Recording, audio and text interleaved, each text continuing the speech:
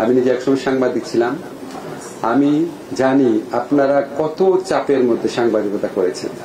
এর মধ্যে অনেকে অনেক সাহসিকতার সাথে সাংবাদিকতা করেছেন, অনেকে পারেন নাই করতে, অনেকে ইচ্ছা করেই সাংবাদিকতা করেননি। সাবেক প্রধানমন্ত্রী এবং সরকারের স্থাপকতা করেছেন, কিন্তু এদের সংখ্যা বেশি না।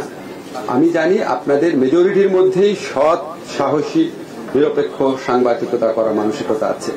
এখন তো মুক্ত সময়, আমরাও যদি কোনো ভুল করি, আপনারা উইথ গুড ইন্টেনশন আপনারা আপনাদের সর্বোচ্চ মেধা এবং আন্তরিকতা প্রয়োগ করে আমাদের জন্য একটা ওয়াচডগের ভূমিকা পালন করবেন। আমরাও ভুল করতে পারি, পদে পদে ধরিয়ে দিবেন, বাট বস্তুনিষ্ঠভাবে। আপনার এই সময় কি এখন মুক্ত সাংবাদিকতা সম্ভব হবে নাকি আগের মতো ভয় ভয় করতে হবে?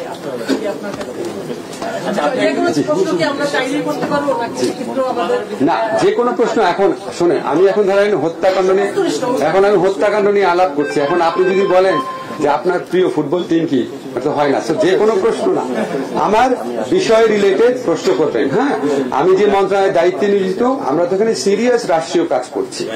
আপনি অবশ্যই প্রাসঙ্গিক প্রশ্ন করবেন, না হলে অন্যদের প্রশ্ন করার অধিকার আর সময়কে ক্ষতিগ্রস্ত করা হয়।